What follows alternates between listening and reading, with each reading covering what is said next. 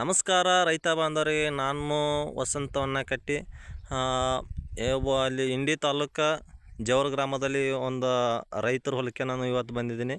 ಇಲ್ಲಿ ಒಂದು ವಿಶೇಷ ರೈತರು ಅದಾರ. ಯಾಕಂತಂದ್ರೆ ಕುರಿ ಸಾಕಾಣಿಕೆ ಕಡಿಮೆ ಬಜೆಟ್ದಲ್ಲಿ ಕುರಿ ಅನ್ನೋದು ಯಾವ ಥರ ಸಾಕ್ಬೇಕು ಅನ್ನೋದು ಕೂಡ ಅವರು ಸಾಕಾಣಿಕೆನೂ ಮಾಡಿದ್ದಾರೆ. ಮತ್ತು ಅನ್ನೋದು ಅವ್ರು ಏನೇನು ಮಾಡ್ಯಾರ ಅಂತ ಅವ್ರಿಗೆ ಕೇಳೋಣ ಬನ್ನಿ.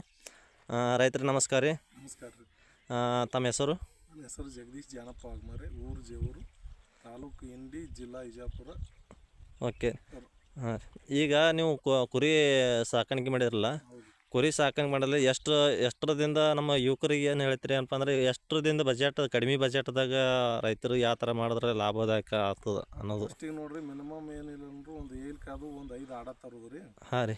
5 ಆಡ ತಂದು ಅವ್ಕರದೇ ಮರಿ ಕುರಿ ಅವ್ಕರದೇ ಬೆಳೆಸ್ಕೋತ ಹೋಗೋದ್ರಿ. ವರ್ಷ ಹೆಣ್ಣು ಮರಿ ಇದ್ದು ಉಳಿಸ್ಕೋತ ಹೋಗೋದ್ರಿ, ಹೊತ್ಗಳಿದ್ದು ಮಾರ್ಕೋತ ಹೋಗೋದು. ಹಾಂ ರೀ. ಹಿಂಗೆ ಮಾಡ್ಕೋತ ಹೋಗೋದ್ರಿಂದ ಪ್ರತಿ ವರ್ಷ ಅದೇ ಗೊಬ್ಬರ ನಮ್ಮ ಹೊಲಕ್ಕತ್ತೈತೆ ರೀ. ಕುರಿ ಮರಿ ಮಾರೋದ್ರಿಂದ ಅದೇ ನಮ್ಮ ಮನೆ ಸಂಸಾರ ಎಲ್ಲ ನಡೀತೈತೆ ರೀ. ಹಾಂ ರೀ. ಈಗ ನಿಮ್ಮಲ್ಲಿ ಈಗ ಮೊದಲು ಎಷ್ಟು ಇದ್ದರು ಕುರುಗಳು? ನಮ್ಮ ಫಸ್ಟಿಗೆ ನೋಡ್ರಿ 5 ತಂದಿದ್ದೀವಿ ರೀ. 5ಕ್ಕೆ 30 ಆದವು ರೀ. ಮೊನ್ನೆ ಅವೆಲ್ಲ 7,000 ಹಂಗೆ ಹೆಣ್ಮರಿ ಮಾರಿದೀವಿ ರೀ. 9 ಹಂಗೆ ಹೊತ್ಗಳು ಕೊಟ್ಟು ರೀ ಎಲ್ಲ. ಹಾಂ ರೀ. ಈಗ ನಿಮ್ಮದು ಸದ್ಯ ಈಗ ಎಷ್ಟು ಅದಾವ ಆಡೋ? ಈಗ ಮತ್ತು ಲೈವ್ 5 ಇಟ್ಟಿವಿ ರೀ.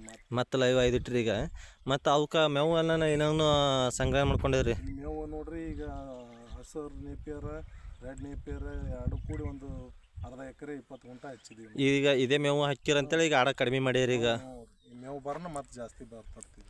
ಹಾಂ, ಸೊ ನೋಡ್ಬೋದು. ಇದನ್ನು ನಿಪ್ಯಾರ ಮತ್ತು ಅನ್ನೋದು ಒಂದು ರೆಡ್ ನಿಪ್ಯಾರ ಮಾಡ್ಕೊಂಡಿದ್ದಾರೆ. ಮತ್ತು ಇವ್ರದ್ದು ರೈತರದಂಥ ಒಂದು ಆ ಕಡೆ ಒಂದಿಷ್ಟು ಕಬ್ಬಿನ ಬೀಜ ಅನ್ನೋದು ಮಾಡ್ಕೊಂಡಿದ್ದಾರೆ. ಹೊಂಡ ಅಂದ್ರೆ ಹನಿ ನೀರಾವರಿ ಅಂತೇಳಿ ಅದು ಕೂಡ ಹೊಂಡ ಸಂಗ್ರಹ ಮಾಡ್ಕೊಂಡಾರ. ಮತ್ತು ಈ ಕಡೆ ಇದು ದ್ರಾಕ್ಷಿ ಭಾಗ ಎಷ್ಟು ಎಕರೆ ಐತೆ ನಿಮ್ಮದು? ದ್ರಾಕ್ಷಿ ಭಾಗ 4 ಎಕರೆ ಐತೆ. 4 ಭಾಗ. ಇದು ಹೊಸ ನವೀನ ಭಾಗ ಅಲ್ರಿ? ಇದು ನವೀನ್ ಮಾಡೀವಿ ರೀ ಈ ವರ್ಷ. ಹಾಂ, ಅದು ಮೊದಲಿಂದ 2 ವರ್ಷದಿಂದ ಐತಿ. ಮೊದಲಿಂದ 2 ವರ್ಷ ಐತ್ರಿ. ಈಗ ಈ ಕಡೆ ನೋಡ್ಬೋದು ದ್ರಾಕ್ಷಿ ಭಾಗ ಮಾಡ್ಕೊಂತೆ ಇವ್ರದ್ದು. ಮತ್ತು ಇದನ್ನು ಹುಲ್ಲಲ್ಲಿ ದ್ರಾಕ್ಷಿಯಲ್ಲಿ ಕಸ ತೆಗೋದು ಕೂಡ ಇವೆಷ್ಟು ಆಗಂಗಿಲ್ಲ. ಅದೇ ಕುರಿ ಮರಿ ಕೂಡ ಒಂದು 10 ಕುರಿ ಆರಾಮಾಗಿ ಬದುಕ್ತವೆ. ಮತ್ತು ಗೊಬ್ಬರ ಕೂಡ ಇದರಲ್ಲಿ ಹೊರಗಿಂದ ಅವಶ್ಯಕತೆ ಇರಲ್ಲ. ಏನಪ್ಪ ಗೊಬ್ಬರ ಹೊರಗಿಂದ ತರ್ತೀರಾ? ಇದೇ ನಿಮ್ಮದು ಯೂಸ್ ಮಾಡ್ತೀವಿ ನಾವು. ಹೊರಗಿಂದ ಏನೂ ತರಲ್ಲ ರೀ. ಹೊರಗಿಂದ ಏನು ತರಂಗಿಲ್ಲ ರೀ. ಕುರಿ ಗೊಬ್ಬರ, ದನದ ಗೊಬ್ಬರ. ಸೊ ನೋಡ್ಬೋದು ಕಾಯಿ ದ್ರಾಕ್ಷಿನ ಇನ್ನೂ ಎಷ್ಟು ದಿನ ಹೋಗ್ತಿರೋದು? ಇದು ಇನ್ನೊಂದು 15 ದಿವಸ ಹೋಗುತ್ತೆ ರೀ. ಇನ್ನೊಂದು 15 ದಿವಸ ರೀ. ಈಗ ಇನ್ನೂ ಶುಗರ್ ಬಂದಿಲ್ಲ ಏನ್ರಿ? ಇನ್ನೂ ಬಂದಿಲ್ಲ, ಉಳಿಯದೆ. ಹಾಂ, ಬರ್ರಿ ಈ ಥರ ಕಾಣಿಸ್ತು. ಯಾಕೋ ಒಂದು ಸ್ವಲ್ಪ ಕಾಳು ಹಳಕಾಗೈತಲ್ರಿ? ಹೌದು, ಮಳೆ 3 ತಿಂಗಳು ಮಳೆ ಕಾಡ್ತಾನೆ. ಹಾಂ ಹಾಂ ಹಾಂ ರೀ. ವರ್ಷ ಭಾಳ ಪ್ರಾಬ್ಲಮ್ ಐತಿ ರೈತರಿಗೆ.